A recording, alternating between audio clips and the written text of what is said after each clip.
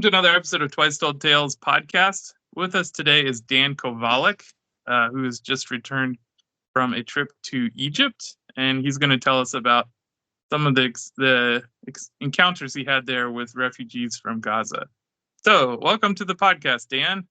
Hey, thanks for having me. I'm really happy to be here. Of course, you and I met in Cairo. Was that in November, I guess, of last year? That's true. We were there exploring the pyramids. So I went back there about 3 weeks ago. I was there with an international delegation of lawyers, but also we had some trauma experts with us too, to take testimony from Gazan evacuees who live in Egypt. There's about 100,000 Gazan refugees who fled to Egypt since October 7th. And people need to know that most of those people had to pay a lot of money to just cross the border into Egypt. You have to pay to a company that is run by the son of President Sisi. Wow. And the people of Gaza have to pay $5,000 to $6,000 per adult to leave, and $1,000 per child. Do you think that money goes to an official route, or is it just going to the pockets of the guys at the border? No, it goes to this company run by the son of President Sisi. Now, what they do with it, I don't know. So they made millions and millions of dollars off the suffering of the Palestinian people. So that needs to be pointed out. Once the Palestinians get there, they have no status. They have no residency, which means they can't travel. They can't put their kids in school. They can't work. So it's not a happy thing for most of them. Now, some of them with means are doing a little better.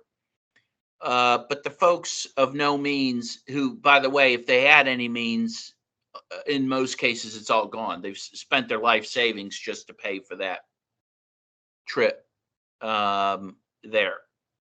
And by the way, just as a historical point, and I found this very moving because of the connection to the current flight of Palestinians into Egypt. Recall that in the Bible, the Holy Family, Jesus, Mary, Joseph, also had a flight into Egypt to flee King Herod, who was killing the firstborn children because a dream he had, or that a Messiah was coming. So he wanted to kill the first, he wanted to go after to kill Jesus. So they fled in, these Palestinians named Jesus, Mary, and Joseph fled into Egypt. And there's actually a church in Cairo that I went to that's built over the cave that they believe the Holy Family lived in. There's a well there they believe they drank out of. And so this is a very symbolic, because there's now this new flight into Egypt. It's very biblical. All of this is very biblical, of course, because also the plan that the Israelis, at least initially, had for the Palestinians was to move them all into the Sinai Desert in Egypt, where, of course, the Jews wandered for 40 years, right, in biblical times. So the Israelis wanted to do unto the Palestinians what was done to them by at that time, the Pharaoh. Because a lot of the people who have political control in Israel now are these messianic psychopaths who don't live in the real modern world. They live through some religious texts. They think they're stuck in this kind of false paradigm where, right. And this is coming out in this story is what you're saying. It's like so they're envisioned, even though nobody living today has any connection to that story. And the people who actually have political control in Israel are converted Europeans from Poland. Right. So they're not even Semitic people, even though they use the word Semitism to describe it when you're against them. These are European colonists who've now ingested this ancient text, and they're bringing it to reality against their supposed enemies. Yes. And to Sisi's credit, President Sisi of Egypt, to his credit, he was offered by the United States 180 some billion dollars in debt relief if he would go along with the plan to allow the Palestinians to move en masse into the Sinai. He would have been given money for tents and different things to build a city, essentially, in the desert for the Palestinians. He refused this, to his credit. He said, I'm not going to go along with the ethnic cleansing. And so, and I do think, again, while I'm very critical of a lot of the things Egypt is doing and not doing, I'm critical that they're not using their substantial military, for example, to defend the Palestinians. But I do recognize that they made a good decision, I think, not to be a party to ethnic cleansing. And they're in a, and again, and I also recognize they're in a between a rock and a hard place, because on the one hand they want to and should provide refuge to Palestinians who need to flee Gaza because they're wounded or whatever. At the same time, of course, they don't want to be party to an ethnic cleansing. So there's kind of a balancing act there that I'm not sure they're doing, the perfect job in balancing it, but you can see the problem they're facing. It's not an easy one to solve. Yeah. But what about this company that you mentioned, that Sisi's son has this company that is getting a lot of money from Palestinians in exchange for letting them in as a refugee. So is this like an official company that is operating, and in what name or what excuse are they operating in? Or are they asking a lot of money from Palestinian refugees? I believe, if I understand correctly, it was created especially for this thing. I mean, it's just this company that was created to receive these monies. That's what I understand. Are they just selling gate opening services, or are they doing other things for these refugees, like providing housing or anything? I believe they do have some. Yeah, they do have housing for for Palestinians who don't have means. It's very austere housing. It's very ghettoized. Only the Palestinians live there, and in fact, you can't even go there without permission unless you're a Palestinian living there. So yeah, that is being provided. But aside from that, again, they're getting nothing. Can't work, or can't put their kids in school. So it largely is you're paying to just come in. And why would they do that, of course, in addition to just pure greed? Because it guarantees, of course, they're going to get the more affluent Palestinians, right? I mean, very few Palestinians can afford to do that. So one, it limits the number of Palestinians coming in, because most Palestinians can't pay that kind of money. It guarantees you're getting the more affluent Palestinians, probably more educated, etc. So from the point of view of the host country, Egypt, that's all to the good, right? You can see from their point of view why they would want to do that, But, and by the way, now it needs to be pointed out, since May 7th, when Israel began its major military operations in Rafah, the Rafah crossing between Egypt and Israel has been closed since May 7th. So that's May, June, July. We're almost done with August. That's 4 months. And in those 4 months, no one has been able to come in to Egypt from Gaza. So no one has been able to leave Gaza. And no humanitarian aid or other supplies have been able to go through that crossing. So that is incredible, because this was the major crossing, again, for refugees and for humanitarian aid. It's just completely sealed. And there's no prospect of it being reopened, even as part of one of the reasons Hamas opposes the current ceasefire agreement proposal is that it would allow Israel to continue occupying Rafah and the Philadelphia corridor, which is between Egypt and Gaza. So under that proposal that is on the table, the one that Blinken is trumpeting, that crossing would still be controlled entirely by Israel and most likely would continue to be shut. So people need to understand that that's something the Palestinians could not agree to, because the Rafah crossing, it has been a lifeline of sorts for the Palestinian people. Not a particularly good one, but it's the one thing they've had. So I guess that's all the context of this. So we met with Palestinian evacuees who told us about their experiences in Gaza. And I'll tell you the most dramatic one. This woman and her friend came to see us, and the woman explained that her husband and her oldest and her elder son were killed in a massacre in Gaza by the Israeli forces.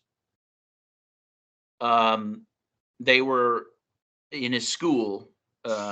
They were sheltering in a school, and as often happens, in the one morning, the Israelis came with those quad helicopters and started firing into the school.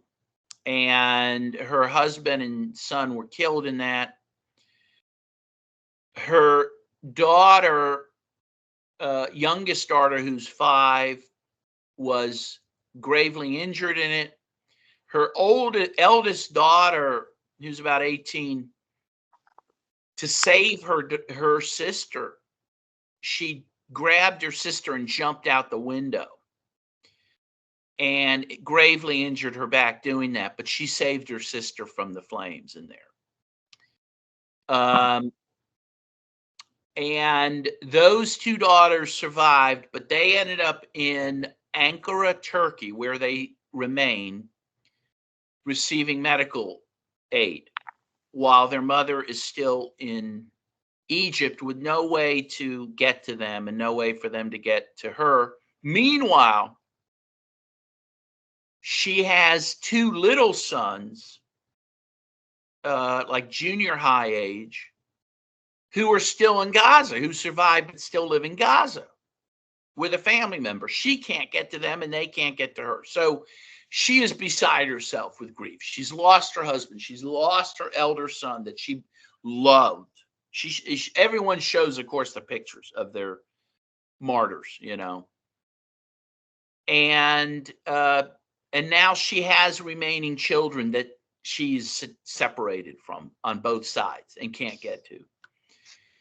And it's very heartbreaking. The other thing she told me, and she showed me photos which verified this, the Israelis, when they attacked that school, also used illegal white phosphorus, causing burns, severe burns, particularly on her youngest daughter, who's 5. That was the most dramatic story we heard.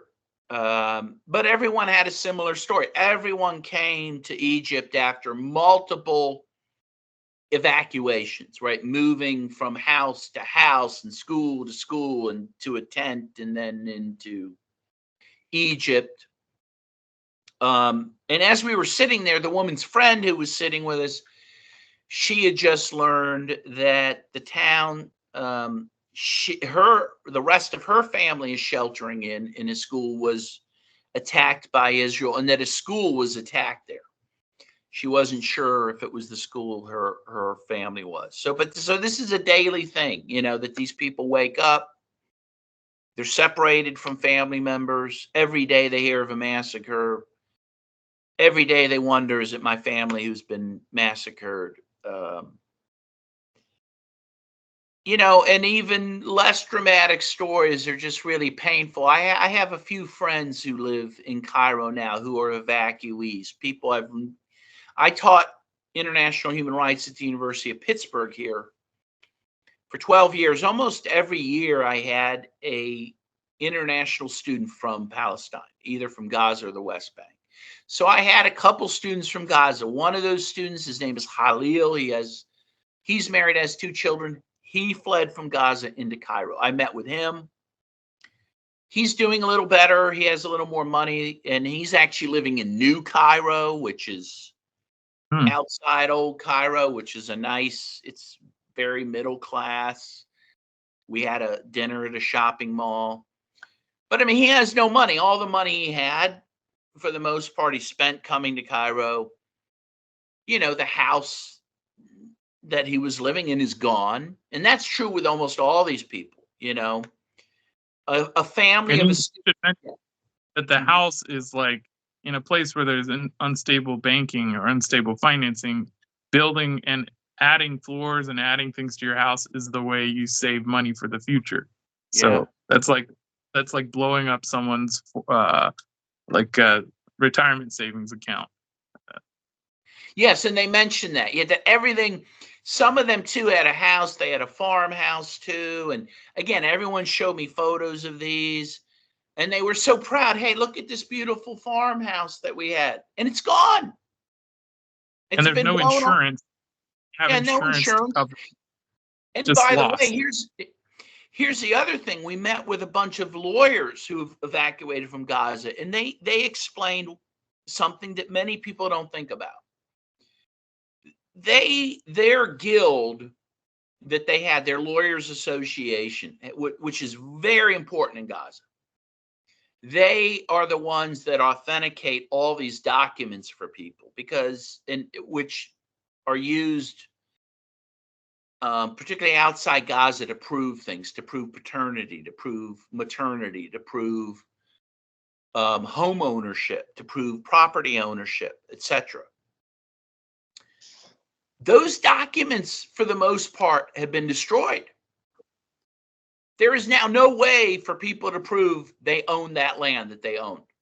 They own that house, even if it's destroyed. Yeah.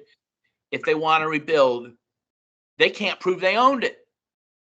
And and a lot of this was purposeful. I mean, one of the, they specifically targeted the buildings of the association, the Israelis did, for destruction. They destroyed the Hall of Justice as well. They destroyed the Hall of Records in Gaza. So as these people say, even, once this war is over, whenever that is, there's going to be complete chaos, because no one's going to be able to prove what land is theirs, what property is theirs. So the property in a multi-story building that's demolished is, if you had the 6th floor of that apartment, you own the entire 6th floor. Well, how are you going to argue with the guy who owned the 4th floor when you're left with no floors? So it's just like basically most people's property was just disappeared. And all of, again, for example, if you're divorced and you're entitled to alimony or child support, those documents have been destroyed. So you can't force your husband to pay those things. Think about all these things. Passports have been destroyed.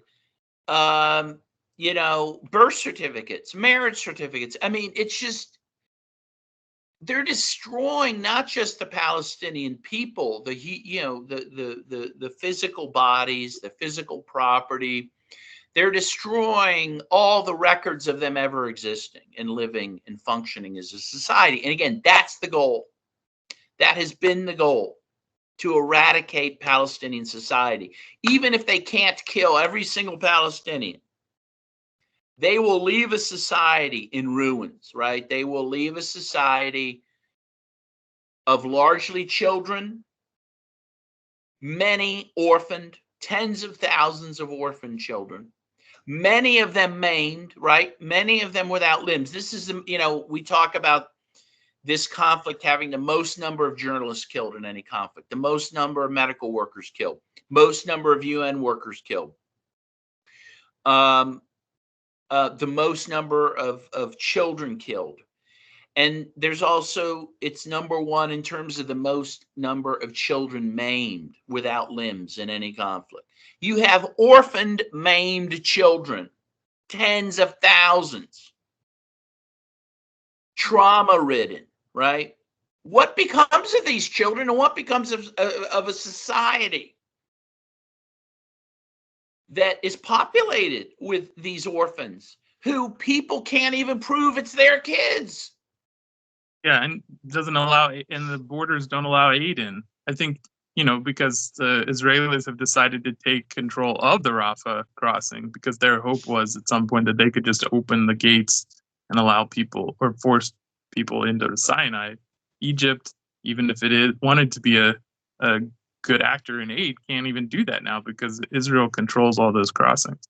Yes. So they're intentionally starving. Like the state that receives more U.S. taxpayer dollars is intentionally starving orphans that have lost limbs.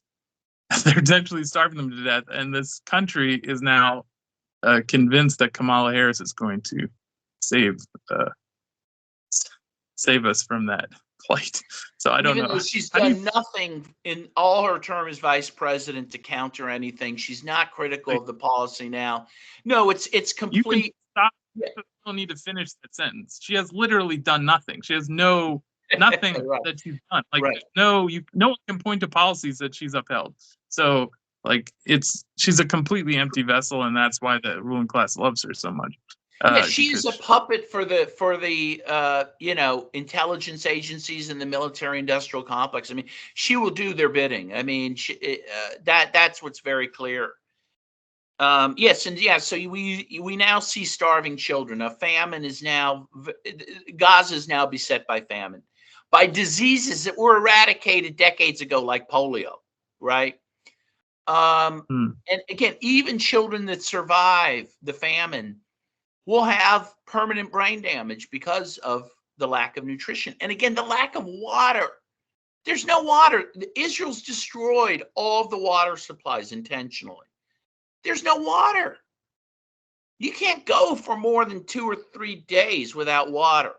Even that, I think, is a stretch. I don't know how people are surviving. And we have to say that, you keep hearing this figure of 40,000 Palestinians dead, right? And that number barely moves. It was 30,000 for a long time. Now everyone's saying it's 40,000. It's a couple 100,000 easy, and that's what the Lancet report is saying out of London. What did 200,000? What was the number you said? They said, at least 200,000. Yeah, the Lancet said 186,000. That was a month ago or something. It's 200,000 easy. Yeah, easy. And we don't know. And why do we not know? Because one, we're relying on the Palestinian Ministry of Health. Where do they get their numbers? From people coming into hospitals. Well, all the hospitals have been destroyed.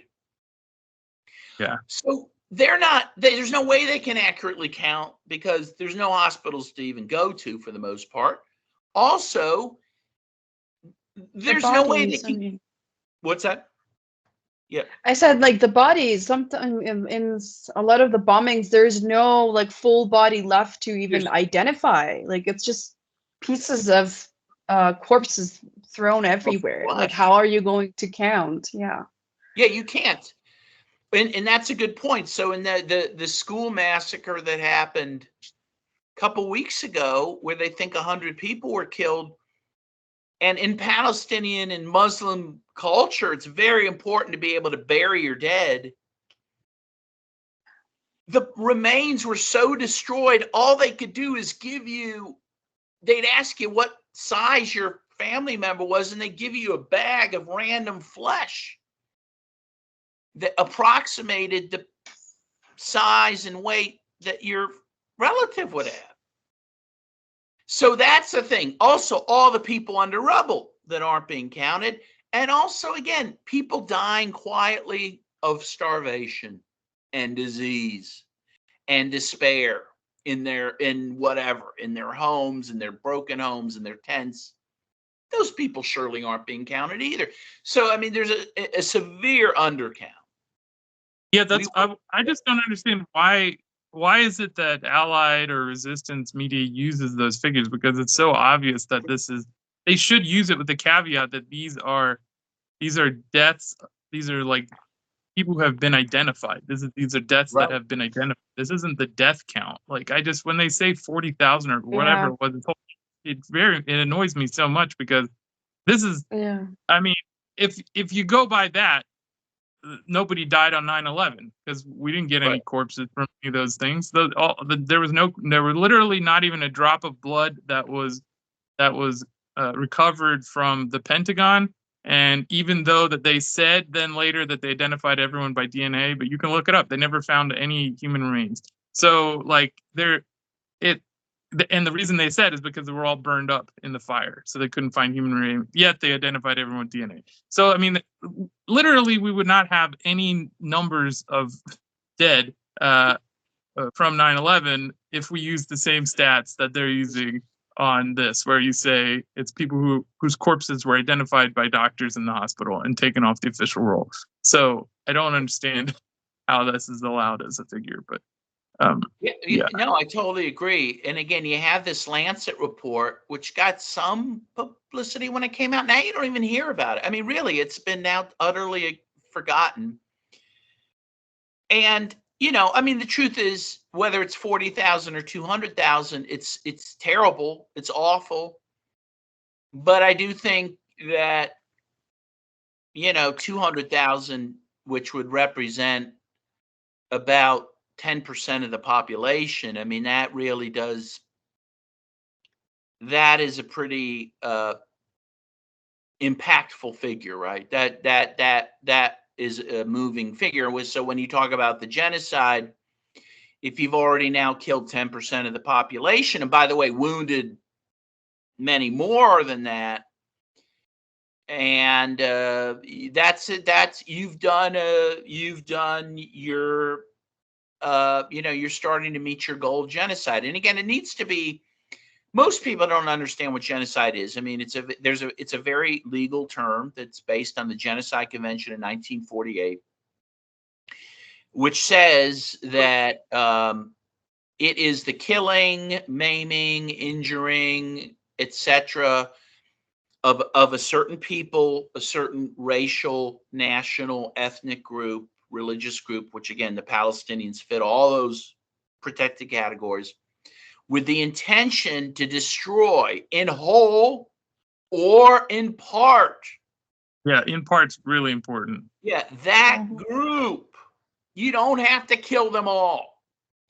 And if you've already killed 10%, that's a very, very effective genocide. I mean, there's very few genocides where that threshold is met, right?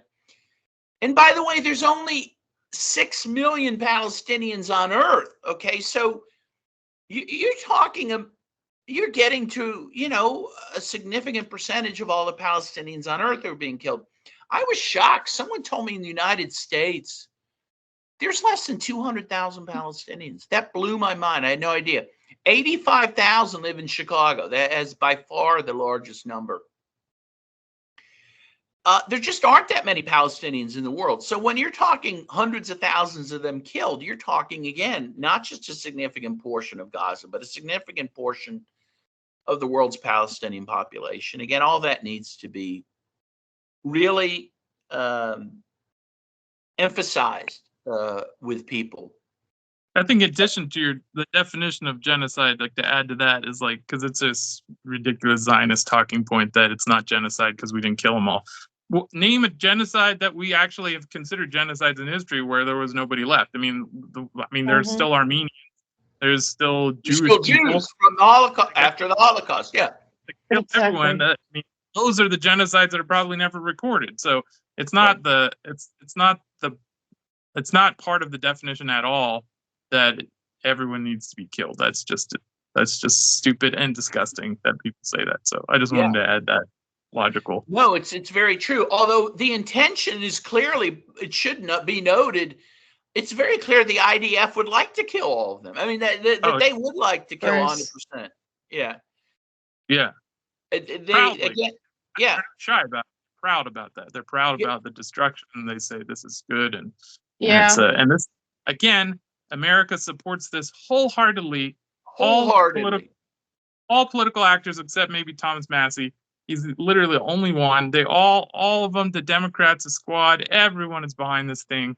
And it's definitely the most disgusting thing I've ever seen in my life. So I don't know. Well, it is. It is disgusting, and we need to say that. Again, I was in Chicago at the DNC protest, and this, honestly, to see people, including a lot of my friends who are liberals, just idolize Biden and Harris when they're committing these crimes. These are people that should be in jail in The Hague. Yeah. They should be in jail at best. Yeah. And they want us to vote for these people, and they not just vote for them, they want us to worship these people. They are committing the worst crime you can commit. Genocide everyone agrees it's the worst crime of all crimes. It is well, when it's done against Jews, that's the worst crime. When it's done against Armenians or done against Palestinians or whatever, then it's probably okay. That's the thing we have to come to realize, is that narrative is only the narrative of genocide being horrible comes out of the Holocaust, and it's only in that case, apparently, that the establishment cares about it, because it's used as a leverage for colonization. They use the Holocaust narrative and that genocide as political leverage. It's a political tool, but it's only useful for the establishment in that direction because they want to commit their own genocides of other people. So we're now left with the fact that they're lying to us about that. Genocide isn't the worst crime in the establishment's eyes. It's only the genocide of Jews, and really only the genocide of Jews in the past, because Zionism in and of itself is going to lead to the genocide of Jews if they keep this up, because the world is not going to tolerate it. So that's how I'd add to that. Yeah, no, I mean, there's a lot of truth to what you're saying, of course. But, interestingly, like you have this Samantha Power, who I find one of the most emblematic figures of all this. She became famous because of her Pulitzer Prize winning book about genocide. Yeah. And about the fact that the West, A Problem from Hell. And I liked the book. I read it. I thought it was pretty good. And then to see her turn like that. And she's working for the Biden administration. She's the head of USAID, and she says nothing against this genocide. Here is a woman whose entire political career is based on a book condemning genocide, condemning the West's failure to prevent genocide, and she's part of an administration committing the grossest genocide we've certainly ever seen in real time. Yeah. Ever. Yeah. It's unbelievable, but this shows the hypocrisy, the incredible hypocrisy of not just the political class of the United States, but in particular the liberal political class, the Democratic Party. These people, and people often criticize me, why are you always going after the Democrats? Why don't you criticize Trump? And you know why? Because the Republicans and Trump, yes, they're bad, but you know what? They're pretty honest about being bad. Mhm. They're pretty honest about their true intentions. The Democrats pretend to care about human rights, pretend to care about inclusion, but they're murdering a certain ethnic group and excluded the one Palestinian speaker that wanted to speak at the DNC. It's lies. These are all lies. Yeah. These are liars. They are hypocrites. They profit from the deaths of people, and then they're like Samantha Power, who obviously is a sociopath, who like figured out that the way she could climb to power was by pretending to be on the side of humanity, and then she sells out immediately. I mean, she's been flag waving violent U.S. And Zionist. She's very much on the side of Zionism. So she's just flag waving for killing, and the exact thing that she said that the U.S. shouldn't have been doing in her book, and she used her book as cover for that. So she used the suffering of people in Rwanda, which I have to say a caveat. I liked her book at the time, and then I looked more into the Rwanda genocide and realized that there's more to that story. So everyone should look into it. It's a complicated story, yes, and that's for another day. But yes, the actual narrative there is really false. It's screwed up. Yeah. So, but anyway, her intention, I mean, the book, when you read it, is she uses this cover of worrying about genocide as a thing that America shouldn't do, as covering for her flagrant selling of state violence when she got into power. Yes, and of course that's what the liberals do and have done in a very calculated way since the Clinton administration. They've draped themselves in something called humanitarian interventionism. They have used the idea of human rights to carry out violations of human rights, to go to war, right? Which is the capital. Aggressive war is also the great crime that the UN Charter was supposed to protect humanity from. They found an end around by humanitarian intervention. Again, Power has been a big intellectual author of that. The Clintons, in fact, I just saw a thing. This is true, apparently. This is in, I think, Hillary's memoir or Bill's memoir, that bombing Yugoslavia saved their marriage, saved the Clintons' marriage. They weren't sleeping together. Wow. And then once Wow. Bill agreed to bomb Serbia for 78 days, Hillary was like, I'm going to crawl Really? back in bed with you, baby. Really? So that's what gets Hillary going, is bombing people? Is that where did Absolutely. you hear that? Everyone That is- has their thing. Everyone has their turn on. I guess that's her turn on. It's believable based on what I know Yeah. about Hillary, but that is based on what I expect from humans. That is horrifying. It is. Really, These are psychopaths. And I say this constantly, like, you know, you can't say, oh, Kamala's a good person, except, yeah, she is murdering tens of thousands of people. Like, that exception swallows the rule. You can, you know, if I had a sister and I said, hey, I want you to meet this guy. He's a great guy. He's a smart guy. He's a handsome guy. Yes, he's killed a few people. He's a serial killer. wow. But he's a great guy. No one would ever say that in their right mind. You can't. Once you get to the point like you're a mass murderer, you're not a good person, you know. But people are somehow able to separate this out. In fact, I made this joke on Twitter. I said, you know, the Democrats are basically saying, hey, you got to support Ted Bundy because John Wayne Gacy would be worse. And it's like,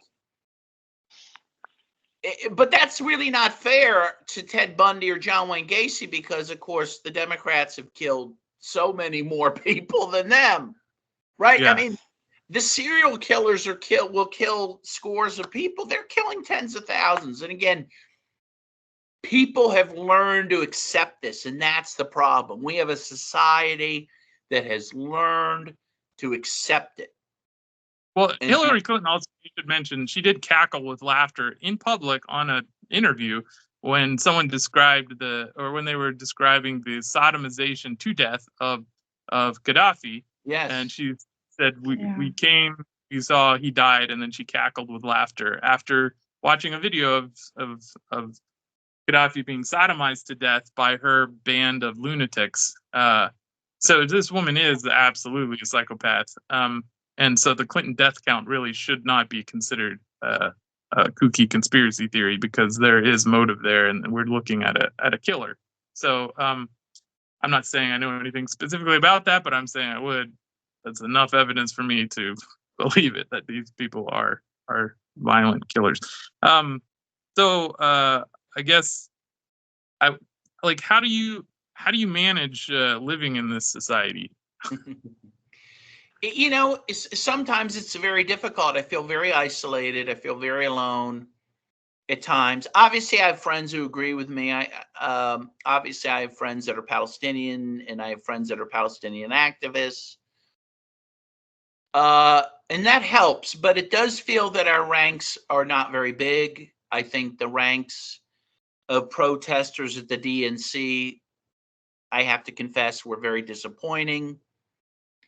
It feels often that we're alone, and it does feel like you're living in Nazi Germany. The Holocaust is happening, and you're speaking out against it, and no one cares. I mean, that's it. So how do I keep going? I mean, because the only thing that keeps me going is to do something about it. If I was doing nothing about it, I would probably commit suicide. And I'm not even kidding. But because I am trying to do something, I am protesting. I am actually trying to, you know, help particular Palestinians in Gaza that I know materially. You know, I'm doing some things, and I don't claim that they're great things or big things, but I am trying in some small way to fight this. And that's what keeps me going. That's what keeps me wanting to live every day. Because otherwise, it is a horrible situation. And what makes it even more horrible is the gaslighting. Being told that what your eyes see and your ears hear aren't happening. That Biden and Harris aren't supporting a genocide somehow. That they are righteous. That is heartbreaking. Those lies and that are peddled not only by the media and by the government, but regurgitated again by people I know personally and are again otherwise intelligent human beings and compassionate human beings. That is the hardest thing to take. That is the hardest thing to take. It's paid for by, I mean, they hire like psychologists, like teams of psychologists to figure out how to socially manipulate us. And like you were saying, that like the reason the Democrats kill more people than the Republicans is because it's easier to sell a war with Democratic leadership, because then the liberals, who are the ones who normally oppose violence, the conservatives tend to kind of like not protest in general, and then also definitely not protest wars. So you can't sell, if you have a right wing president try and sell a war, then you have a huge opposition to the left. You have the left not only protesting the war, but protesting the actual right wing doing it. But when Obama does it, he can bomb so many things that he runs out of bombs. He dropped like 26,000 bombs and ran out of bombs. I mean, he can kill American citizens overseas with drone strikes and nobody cares. So the Democrats are definitely the ones that need to have the heat on them. But then again, it's a two-party. The two-party system here is just a joke. It's a professional wrestling stunt against us. So there's no, I mean, it's kayfabe for that. It's like these fake stunts that they do in professional wrestling, and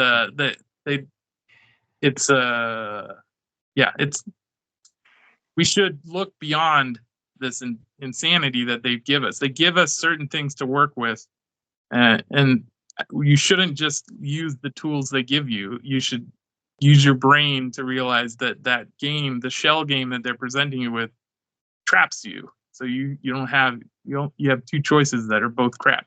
So But I share feeling about society and doing things, and this is part of why we do this podcast. Yeah, go ahead, Sadara. I'll let you have the last word.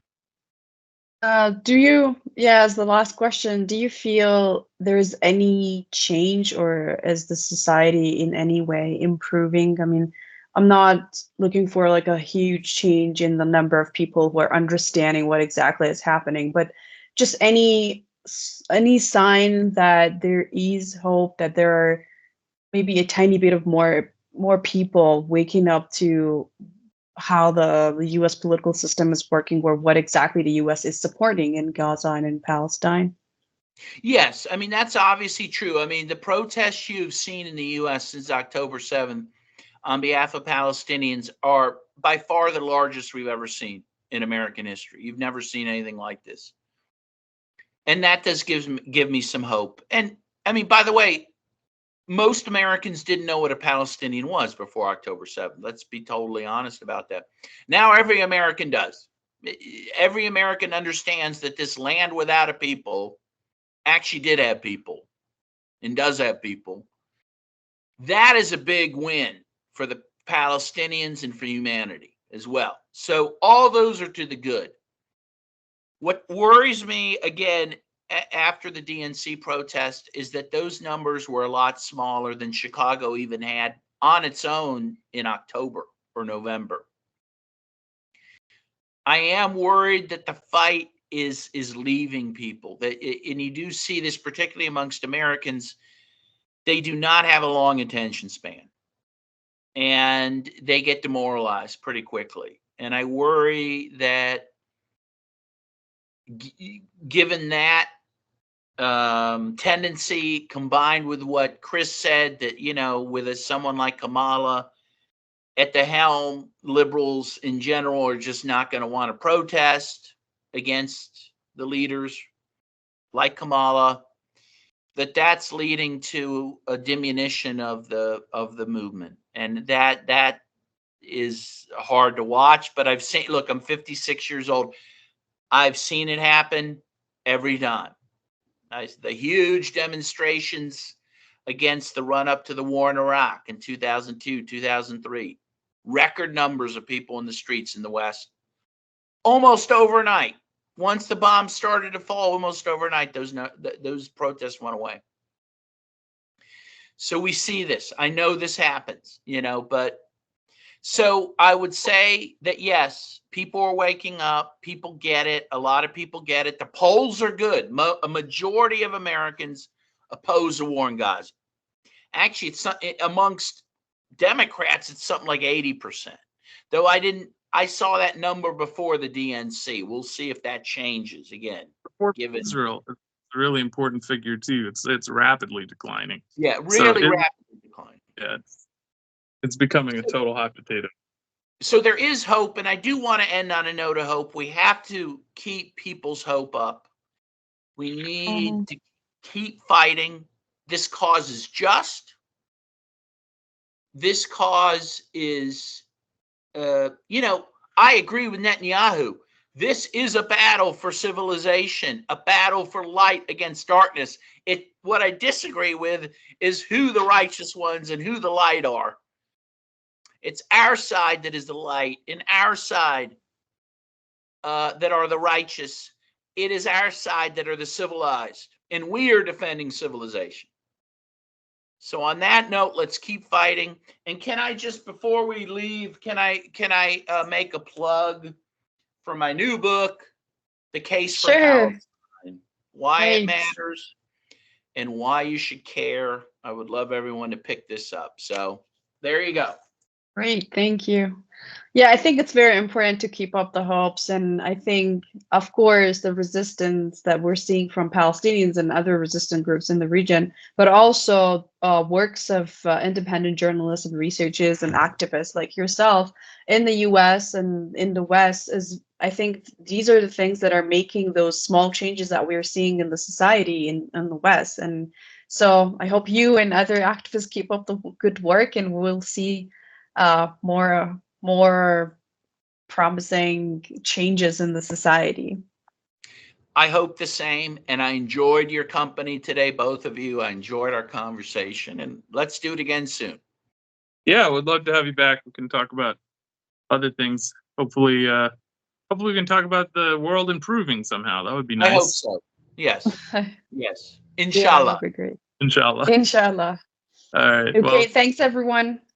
Thank you. Thanks everyone for listening to another episode of Twice Told Tales podcast. Don't forget to like and subscribe. See you in the next episode.